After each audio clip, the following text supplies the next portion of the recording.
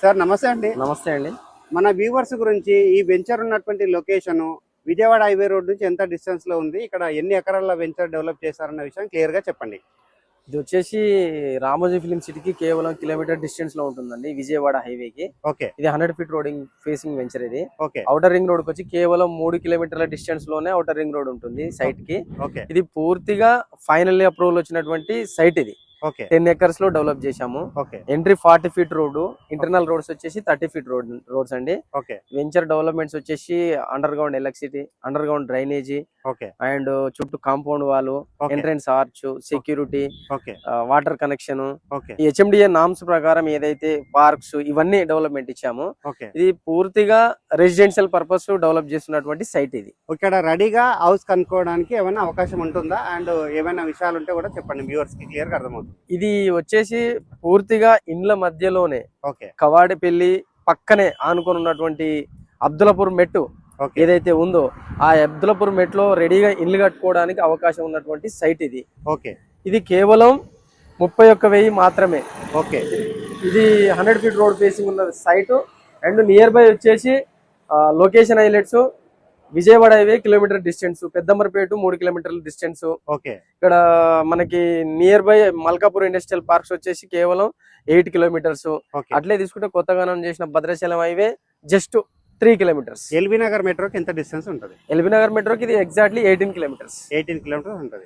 And ఏదైతే మనకి propose ఉన్నటువంటి మెట్రో స్టేషన్, పెదంబర్పేట ఉన్నటువంటి మెట్రో స్టేషన్ కి ఎంత డిస్టెన్స్ ఉంటుంది, అండ్ అదే విధంగా హైతనగర్ బస్ స్టాండ్ కి ఎంత డిస్టెన్స్ ఉంది? హైతనగర్ బస్ స్టాండ్ కి వచ్చేసి ఇది కేవలం 9 కిలోమీటర్స్ డిస్టెన్స్ అండి, ఎగ్జాక్ట్లీ. ఓకే. ఇది అప్కమింగ్ మెట్రో స్టేషన్ పెద్దంబర్పేటకి కేవలం 4 కిలోమీటర్ డిస్టెన్స్ లోనే ఉంటుంది. Okay, very good sir. ఇక్కడ రేట్ అన్న విషయం మరొకసారి రిపీట్ చేయండి. ఇది 31,000, present 31,000 per square yard.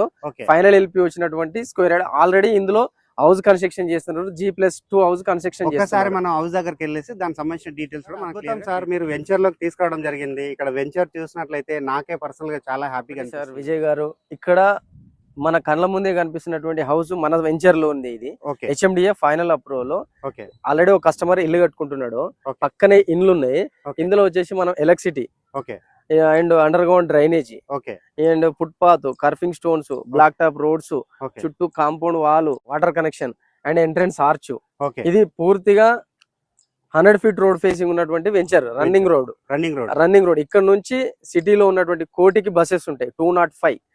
Every 1 hour కి ఓ బస్ ఉంటుందండి. ఓ బస్ వస్తుంటుంది, ఓ బస్ వెళ్తా ఉంటుంది. ఒకవేళ విజయవాడ హైవేకి వెళ్ళామంటే ప్రతి 5 నిమిషాలకు బస్ అనేది మనకు అవైలబిలిటీ ఉంటుంది. విజయవాడ హైవే అంటే ఇక నేషనల్ హైవే, అది మీకు ఆల్రెడీ తెలుసు.